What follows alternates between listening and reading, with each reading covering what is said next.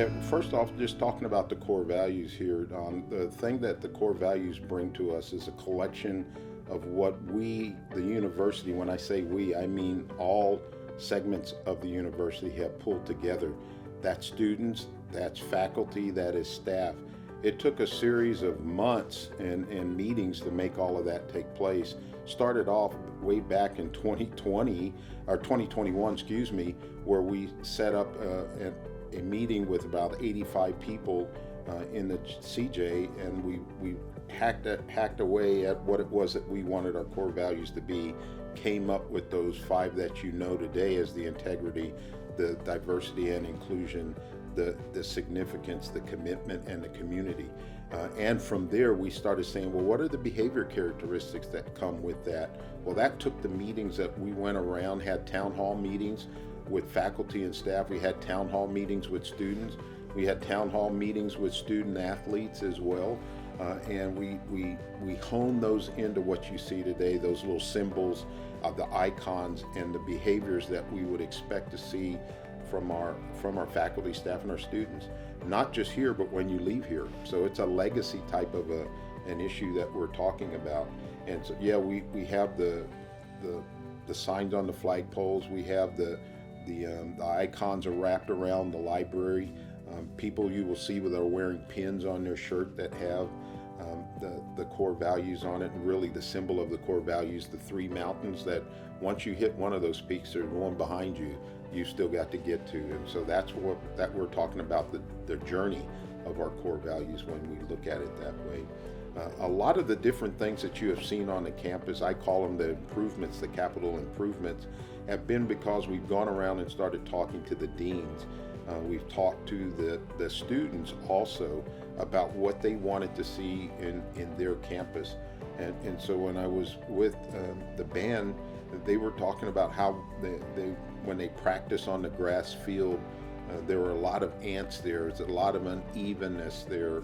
You just didn't know what you're going to run into, stickers in the grass in West Texas and the like. So what we did is we were slotted to go ahead and put turf in an additional intramural field. And we decided we were going to move that turf over to the band to where that they could have it still done with the same money that we're going to use for the intramurals we use for the band.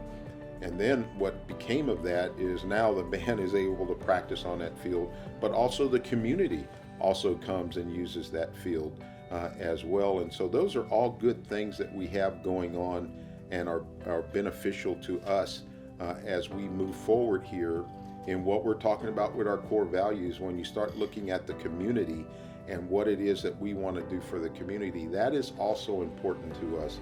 And that was just the byproduct of us putting down that turf there.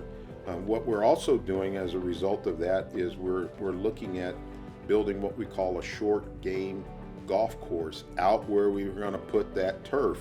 And now that we didn't put it there, we have another opportunity to improve some of the things that are going on with our student athletes, and particularly, yet again, our community, because the vision is we hope to finally build a short game 9-hole par 3 golf course out there. And so all of those things are coming together that really play into our vision that we have here at Angelo State University that says by the end of this decade we want to be recognized as an innovative leader. And we emphasize an innovative leader, not the innovative leader. While we want to be the best that we can, we're not interested in taking somebody down, sort of like what they do in football and the like. We just want to be known as an innovative leader across the board in 3 different areas. The first one being education, the second one being economics, and the third area being culture. Not just in rank order like that, but in those 3 different areas. And so when we do that, when we incorporate our core values into that, we bring in the community, we bring in the commitment. We want to be significant, not just successful, but significant in the things we do. We want to look at how we're looking at diversity and inclusion, and most importantly, we always want to work with integrity in all of the things that we do. So all of those things are incorporated into a lot of the capital improvements that you see taking place on the campus today. Not just there, you see it also in the Janelle Center, where we've also put our core values on the steps as you walk up the Janelle Center. You see us putting the RAM symbol on the steps as we go up. Inside, our core values are there. But the Janelle Center is even changing as well to reflect the sports focus that we have taking place in there, whether it's volleyball, whether it is basketball, men's and women's basketball. All of those things take place, and we want to get those symbols up to show that those are the things that we are doing here within the university right now. Long term, we have other areas that we're doing improvements in. The Housley Bell Tower is one of those. Mrs. Housley brought forth this generous donation so that we would build that bell tower on behalf of her husband, her late husband, who passed away. And the one thing, fortunately, I had a fortunate opportunity to meet up with Bob Housley, and he told me during that time frame that one of the things he wanted to talk with me about is putting a bell tower on the campus. And not that I said, well, we're not going to do that anytime soon, but when he passed away and Mrs. Housley came and said that was one of the things she wanted to do, it was an easy decision to make after that. And so those are some of the other capital improvements. Sit right below us is the auditorium that Miss Elta Joyce Murphy has donated funds for us to completely renovate the auditorium. You know, when I was here back in the 70s, early 70s, matter of fact, in 74, when I was taking my art class, we did it down there in that auditorium right there.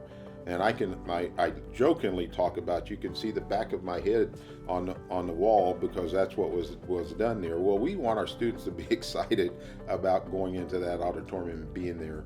And that's what we're going to be able to do as a result of, yet again, a donation, a significant, generous donation that was given to us to do things around here. It doesn't end there. When you start looking in the different colleges and departments, the department chairs that are going to be named in honor of someone. Those types of donations are also coming in. And I believe a lot of that is happening here on the campus because people see how we are integrating our core values into the things that we do, and our development and focus on the curriculum that we have here, and the professors that deliver that curriculum, and the students that come to take part in that. Things like where we have Southwest Airlines partnering with us in our commercial aviation program. Things like our accreditation with through ABET with our civil engineering and our mechanical engineering. Accreditation from the AACSB with our college, Norris Vincent College of Business. All of those things are pluses to the university. You can go over to the nursing side and physical therapy, what we're doing there, getting a doctorate in social work. All of those things are pluses, and they speak to us being known as that innovative leader, and not just at the end of this decade, but as we move towards the end of the decade. You know, we've got the centennial coming up in 2028, and so our vision is, what is it that we're going to be doing now to celebrate our centennial in 2028? And then more importantly, what are we going to be doing past 2028 to make Angelo State be that innovative leader that is needed here in West Texas, in Texas, and in the country at large? So those are some of those issues right now.